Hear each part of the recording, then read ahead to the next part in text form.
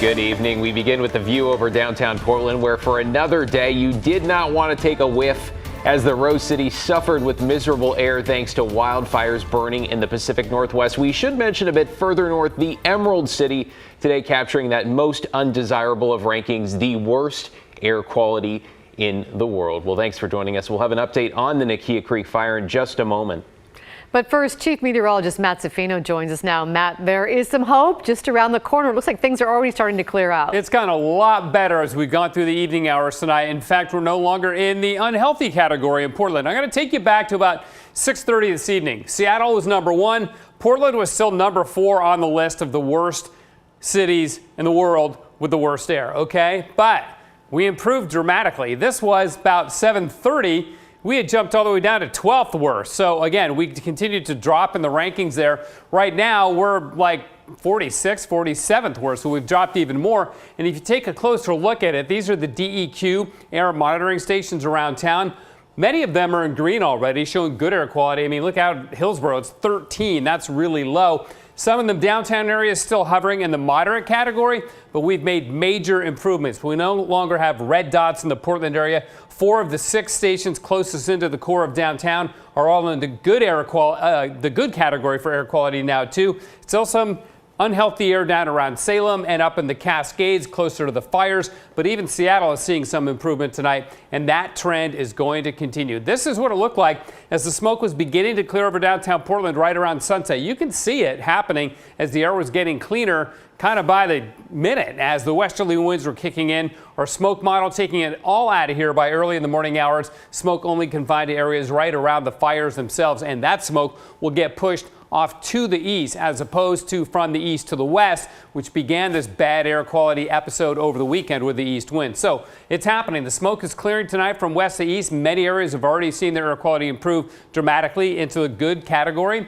Rain sets in tomorrow and Cascade snow sets in, especially Friday night and into Saturday. So it's pretty much all good news, guys. Yeah, what a relief, finally. Thank you, Matt. We have some good progress to report tonight on the Nakia Creek wildfire in Clark County. All evacuation levels have been lifted, meaning everyone can return home. The blaze charred about 1,900 acres near Larch Mountain in Clark County. Fire officials say the weather has now helped them reach 23% containment.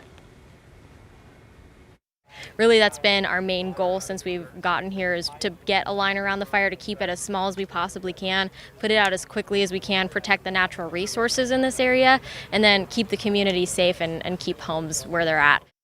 Yeah, officials say they believe people lighting fireworks are responsible for starting the fire. They're looking for 2 men and 2 women spotted near a light-colored Subaru. In this picture, you see it there. It was taken Sunday, November 9th, the day the fire started. Deputies also tell us they have received a few reports of burglaries in the evacuation zone, and they have detained at least 1 person. Now let's get you caught up on tonight's other headlines. Tonight, Portland City Council candidate Rene Gonzalez is in hot water again. The city auditors issued a more than $5,500 penalty against him for violating city contribution limits. They say he allegedly accepted contributions for 6 months of downtown parking from the Schnitzer Management LLC. This comes after Jordan Schnitzer leased the office space to Gonzalez for $250 a month because it had been vacant for 2 years. Well, new tonight, Portland Mayor Ted Wheeler reportedly will unveil his plan on Friday that will work toward banning unsanctioned homeless camps. According to the Oregonian, that will come at a news conference, though. We also see there's an emergency special council meeting scheduled for 10:30 in the morning. All 3 candidates for governor say they support this idea in principle. Willamette Week first reported the mayor wants to create 3 500-person homeless campuses, though there are still lots of unanswered questions, including locations and who will pay for them. And big changes at a dangerous Southeast Portland intersection. Portland City Council has voted unanimously for some safety improvements. In the past 2 weeks, 1 person died and a high school student was hurt in crashes at Southeast Powell and 26th. Changes include 11 new school zone signs along Powell and other locations near Cleveland High School. Tonight, a meeting was held at the school to talk about those changes and continuing improvements being considered. There's a lot of things that our teams are going to continue to work on, whether that's lane configurations that can help to really reduce the amount of traffic or slow traffic down for longer periods through Powell, or even photo radar and other elements to really help enforce the speeds. PBOT says it is also working to add back the green bike lanes and bike boxes to 26th and Powell to make streets safer for cyclists. 17 people have died along the 7.5-mile stretch on Powell Boulevard since 2017. All right, now to promising new research in the fight against COVID. And with new variants popping up globally, this could be the next key to protecting people into the future. Alma McCarty meets the scientist behind the new study. Building on years of research, medicine, and technology advanced under the pressures of the COVID-19 pandemic. We were in a renaissance period. I've been working with these technologies from 2014. But now we are in an industrial revolution because billions can be made. And as Gaurav Sahay, a pharmaceutical sciences researcher at Oregon State University, explains, his latest findings could become another tool in fighting COVID, one with future impacts.